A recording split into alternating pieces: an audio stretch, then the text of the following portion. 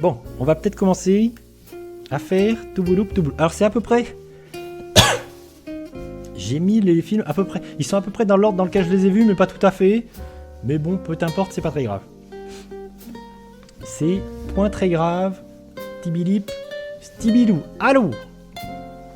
Après, si vous avez vu ma vidéo de ce matin du top, il y a des films, j'en ai déjà parlé. Il y a des films où on va aller un peu vite, parfois... on va expédier. On va expédier parce que sinon ça va être long. Voilà.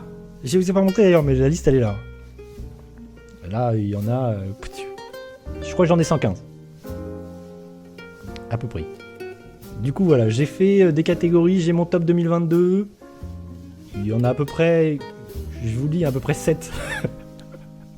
Il y en a qui sont géniales, il y en a qui sont cool, il y en a qui sont bof. Déjà oublié, c'est parce que c'est des films que j'ai vus mais que j'ai oublié. Déjà, ça veut dire que c'est pas très bien. Et il y en a pas mal en vrai. Et nul à chier, c'est toutes les marvelleries. Je pense que nul à chier, il y en a pas mal aussi. Ça, il faut voir aussi que je suis beaucoup. Souvent, je vais être un peu tranchant. Quoi. Je vais dire, bon, c'est nul à chier, ça dégage, ou c'est chef-d'œuvre. Je vais essayer de modérer un peu mes propos. Faites pas les fous. Faites pas les fous, il m'attaque très lui souvent, là. ça va dégager. Ça, il faut être prêt. Si vous avez vu des films cette année, vous avez kiffé, soyez prêts. Il y a des trucs, je vais les déglaguer. Merci Mikayo. Mais c'est très gentil. Ah, petite femme de minus. Allô. Premier film qui est notamment le premier film que j'ai vu en salle en 2022. C'est Licorice Pizza. Tac, j'en ai parlé dans mon top. Je le mets dans Génial. Licorice Pizza. Là, c'est là où je vais avoir besoin de vous. Est-ce que vous avez besoin d'une balance? Vous savez quoi? Je vais mettre une petite balance. J'ai prévu des trucs, donc je mets une petite balance. Je le ferai pas pour tous les films parce qu'on va perdre trop de temps si je fais ça. Mais, de temps en temps, je me dis... Petite balance. Bon, par contre, il faut que je retrouve mon setup. Il faut que je coupe la musique en plus. Bon, attendez. Attendez, je tente... Là, on est sur un truc approximatif. Tac. Toup. Je fais type. Il va falloir me dire si c'est bien. Si vous entendez les choses, si c'est optimisé. Où est-ce que je l'ai mis? Affiche, tier list. Ah, c'est là. Toup. Ah, pouah, c'est... Ah, ce... Alors ça, c'est bien fait quand même. C'est bien pensé.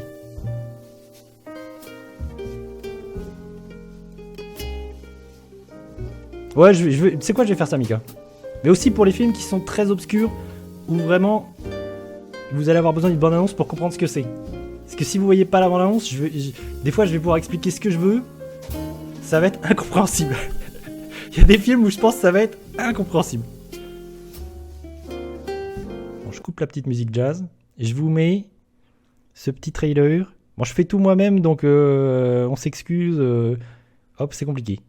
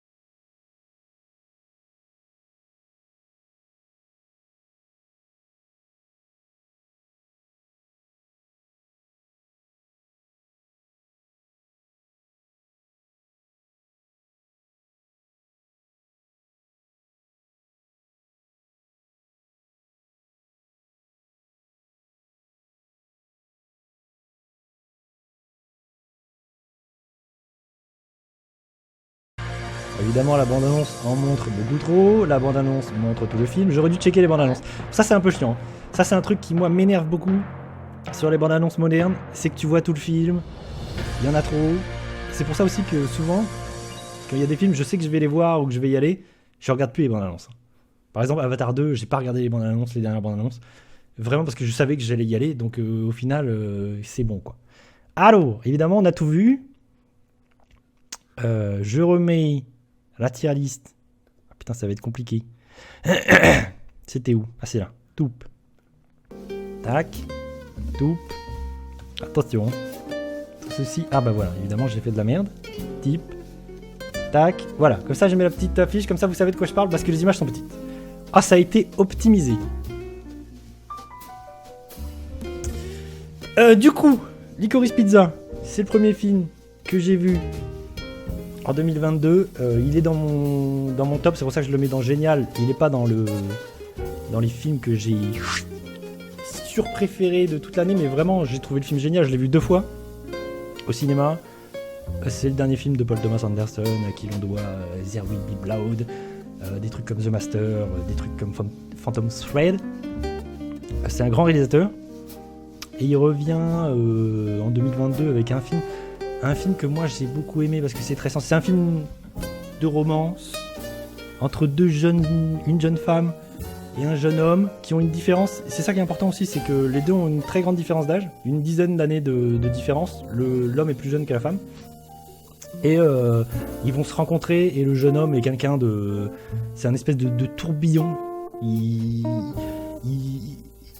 crée des entreprises, il est déjà dans le monde du travail, vraiment il va dans tous les sens. Et la femme se retrouve emportée dans ce tourbillon de la jeunesse et on va les suivre tous les deux, s'éloigner, se retrouver. Les débuts de l'amour naissant, l'amour qui commence à poindre.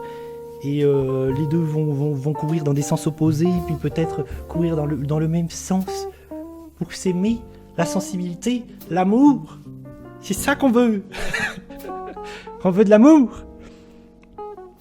Et j'ai trouvé le film très très beau. Ça se passe fin des années 60, début des années 70. Du coup, il y a une OST, il y a une super OST. D'ailleurs, il y a David Bowie dans la bande-annonce. Je vais reparler de David Bowie. David Bowie, ça fait trop plaisir et je l'ai entendu dans une autre bande-annonce cette année, c'est dans la bande-annonce de Buzz l'éclair. La bande-annonce de Buzz l'éclair était super. Et moi, entendre David Bowie en salle de cinéma, ça me fait toujours un petit truc, ça fait plaisir. Ça fait un petit kiff. Du coup, si vous aimez les films d'amour, vraiment, je trouve le film super, vraiment très maîtrisé, mise en scène hyper maîtrisée. J'aime beaucoup le début, la première rencontre entre les deux, vraiment c'est ce que j'ai retenu le plus.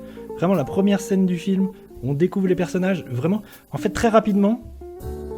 Ce qui est un truc intéressant, c'est qu'on prend l'action alors qu'elle a déjà commencé. Ça c'est un truc que j'aime bien, et qui est très bien fait dans Licorice Pizza. C'est que tu débutes, et en fait ça a déjà commencé, donc t'es déjà dans l'action, dans le mouvement, et tu suis ces personnages, tu sais pas trop qu'est-ce qui se passe, et tu comprends petit à petit où ça va. Et tu comprends que ces deux personnages vont être importants et c'est la connexion entre les deux personnages, ça pétille, tu sens que ces personnages vont t'emmener et ça t'emmène dans plein d'histoires rocambolesques. Vraiment, c'est super. C'est un film très très bien. Et d'ailleurs, s'il m'est resté, c'est quand même fort parce que je l'ai vu en tout début d'année, vraiment je l'ai vu en janvier 2022. Donc s'il me restait, ça veut aussi dire que c'était bien, quoi. Parce qu'il y a des films, vous allez le voir, que j'ai vus et que j'ai complètement oublié, quoi. Il y a 6 mois, vraiment, je les ai oubliés. Vraiment, c'est que ça n'avait aucun putain d'intérêt. C'est pas grave, Flamby. C'est quoi, il y aura une petite VOD, même que je la mettrai sur YouTube si je me fais pas striker à cause des bandes annonces. Mais on fera ça petit à petit. Allô. Licorice Pizza, c'est dans Génial. Bim, ça c'est vu. J'ai ensuite, on a Nightmare Alley. Aïe. On a Nightmare Alley. Alors déjà il faut que on va faire des choses. Tac, petite affiche, on est bien. C'est pas ça. Tout type. Je mets Nightmare Alley. Je le mets dans cool. Je le mets dans cool. Et Nightmare Alley, c'est l'autre film de Guillermo del Toro de 2022. Parce qu'il a réalisé pour Netflix Pinocchio, que j'ai beaucoup aimé. Ça, je reviendrai dessus. Pinocchio, c'est super. Et en début d'année, il y a Nightmare Alley de Del Toro. Il a été prolifique cette année, Del Toro, parce qu'il y a 2 films de lui, et il a aussi une anthologie sur Netflix, je sais pas, peut-être vous l'avez vu passer, qui s'appelle Cabinet de Curiosité, je crois. Oui, je crois que c'est le Cabinet de Curiosité, où en fait, lui-même ne réalise pas, mais il fait appel à différents réalisateurs pour réaliser des courts-métrages autour de l'horreur et des bizarreries et du Cabinet de Curiosité. J'ai pas tout vu, j'ai vu que les 2 premiers épisodes de ça, mais en vrai c'est intéressant. Moi j'aime bien l'univers de Guillermo del Toro, vraiment c'est un réalisateur que j'aime beaucoup. Il a réalisé 2 premiers Hellboy, Le Labyrinthe de Pan, Les Chines du Diable, j'en passe et des meilleurs. Plein de choses, évidemment La Forme de l'eau. La Forme de l'eau c'est très très très bien. Et moi j'aime beaucoup son univers, mais là pour Nightmare Alley, je suis passé un peu à côté du film. On est sur une adaptation d'un roman qui a déjà été adapté en plus au cinéma. Et c'est un Guillermo del Toro sans le fantastique, sans l'aspect fantastique, sans les monstres, sans les créatures, sans l'aspect bizarrerie. On est plus sur l'homme et l'humain, et ça va être l'humain, le monstre. Est-ce que vous voulez une petite bande-annonce ? Je me dis je mets pas de bande-annonce, mais en vrai si vous voulez voir une bande-annonce, dites-le. Comme ça recontextualise. Là je suis parti dans mon monologue, mais y a pas forcément besoin. Et du coup, on suit Bradley Cooper. D'ailleurs, moi, ça me pose un peu problème. C'est pour ça que le film est très bien. Vraiment, le film est bien. Surtout que visuellement, c'est hyper beau. C'est magnifique. Vraiment, ça, c'est Guillermo del Toro. Si vous avez vu La Forme de l'eau, c'est magnifique. La photographie est magnifique. Mais le film n'arrive pas à me choper et à m'attraper par l'émotion. Et je trouve que Bradley Cooper, qui est le rôle principal, je trouve qu'il est un peu mal casté en vrai. Moi j'ai eu un peu du mal avec lui, et pour moi c'était plus un rôle pour DiCaprio. C'était plus un rôle pour un mec comme DiCaprio qui pouvait proposer plus d'intensité. Là je le trouve un peu fade. Bradley Cooper, je l'aime bien, mais dans le film je le trouve un peu fade, donc du coup il m'a pas plus embarqué que ça.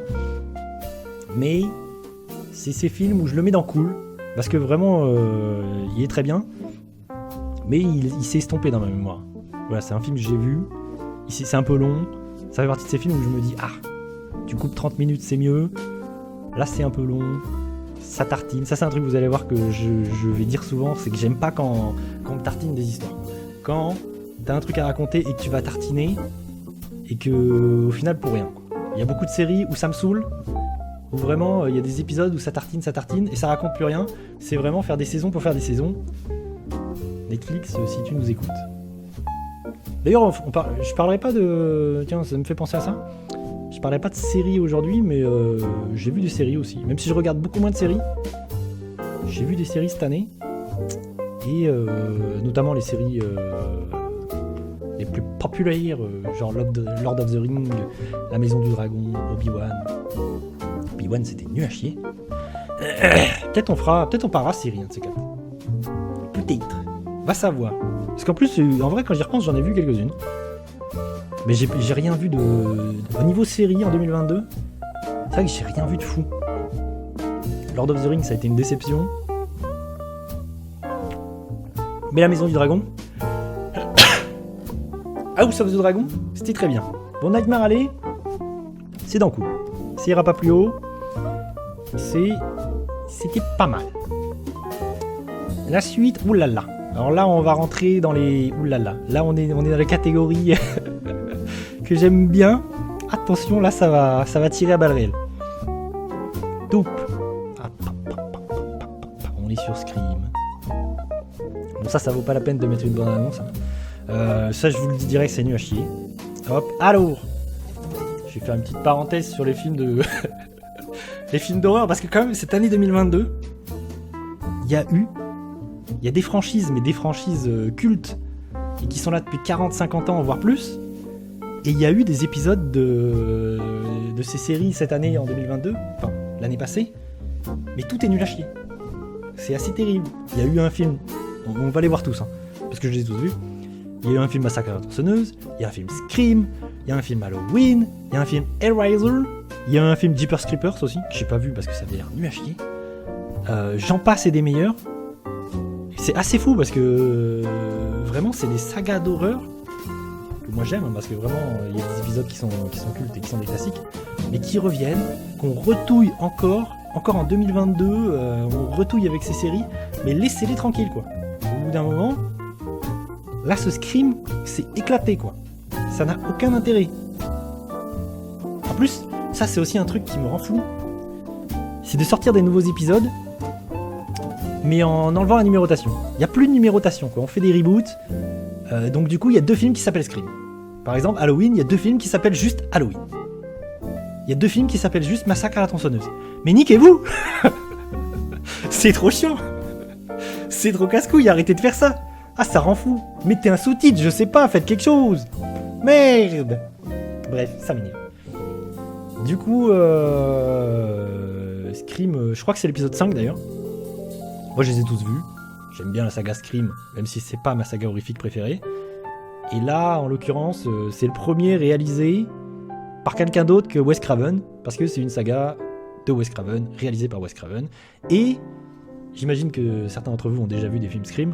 C'est une série méta où, dans le film d'horreur, les personnages parlent de films d'horreur et intellectualisent le film d'horreur et savent qu'ils sont plus ou moins dans un film d'horreur. Le premier est très très bien. Le premier Scream, vraiment, c'est un film culte. Moi, j'aime beaucoup le premier. Après, il y a des hauts, il y a des bas. Mais les 4 premiers Scream sont cool. Après, Scary Movie, bon. C'est de la parodie, c'est pas ouf. Pardon.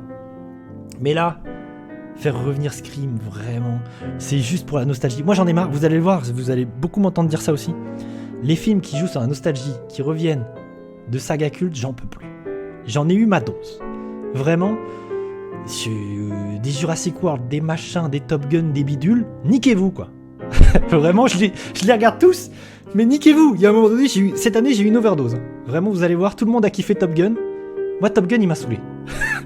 J'en peux plus de ces films nostalgiques. Vraiment, faites autre chose, quoi. Vous allez voir que 90%, c'est soit des licences qui existent déjà, soit des suites, soit des adaptations. Il n'y a que ça. Vraiment, je pense que 80% c'est des adaptations de livres, par exemple. Et des suites de trucs qui existent déjà. Vraiment des œuvres originales, il y en a très peu, c'est un truc de fou.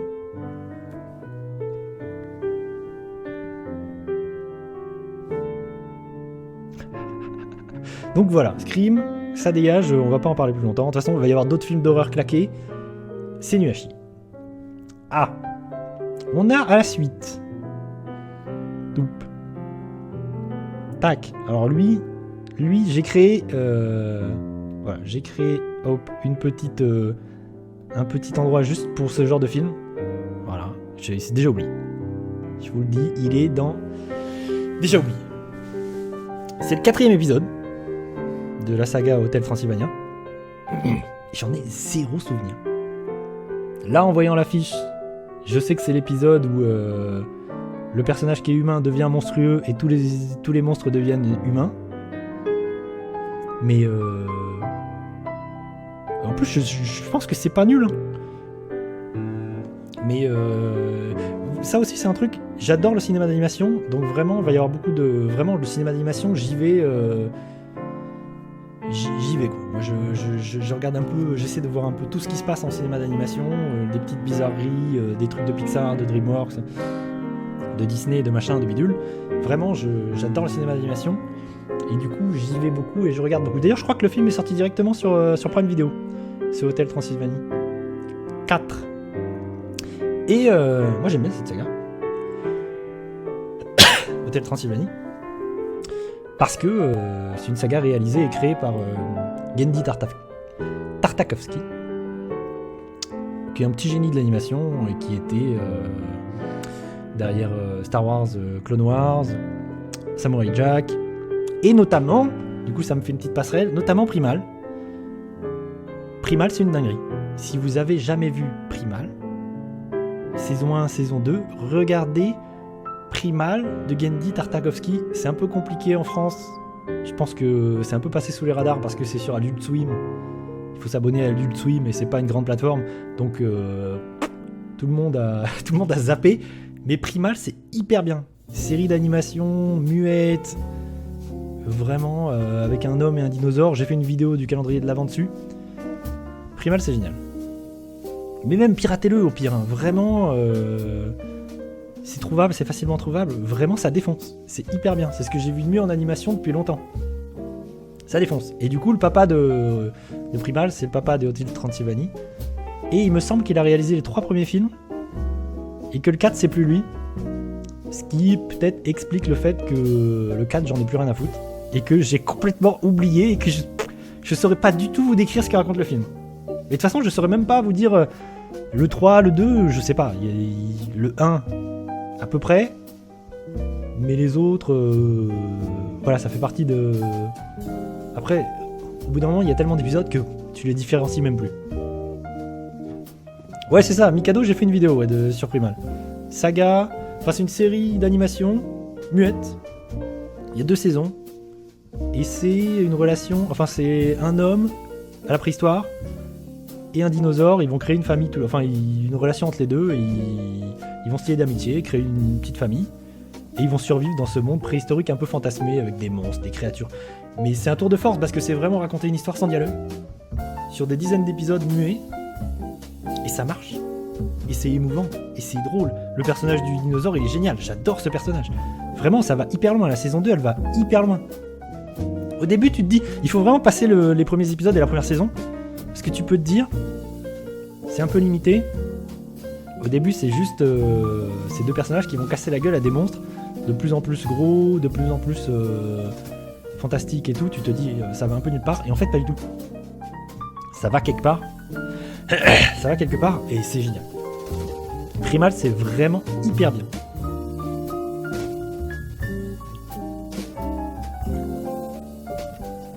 Et je pense que personne l'a vu, donc ça me fait de la peine. Allô. Ah, du cinéma de France. Du cinéma de la France.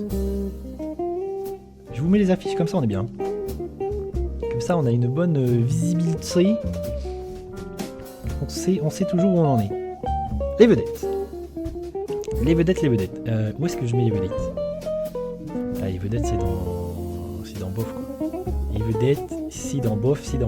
Ça va être si long. J'ai parlé de si peu de films déjà.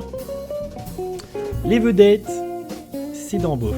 Vraiment, il y a des films où je vais être parfois hyper, peut-être sévère. Visiteur du futur, si tu nous écoutes. On s'excuse d'avance. Je m'excuse. Spoiler pour le visiteur du futur, je m'excuse. Mais les vedettes, vraiment, j'ai trouvé ça pas ouf du tout. Moi, j'aime bien le Palmacho, hein, vraiment. J'aimais bien suivre le Palmacho sur YouTube. Il n'y a pas de problème, je les kiffe bien. En plus, ils arrivent au cinéma, ils font pas mal de choses. Ils sont dans les films de Quentin Dupieux. Je trouve que c'est des bons acteurs. J'ai pas vu leur premier film d'ailleurs, qui s'appelle... je sais plus le titre. Ils ont fait un autre film avant. Et j'étais curieux, moi des fois je suis curieux, je me dis vas-y j'y vais. Et c'est vrai que je suis pas client de base de comédie française, voire pas du tout, j'y vais souvent à reculons, mais j'y vais de temps en temps. Mais vraiment je vois pas l'intérêt. Les vedettes c'est sympathique, mais pour moi c'est je l'ai vu, je l'ai oublié, pas beaucoup d'intérêt.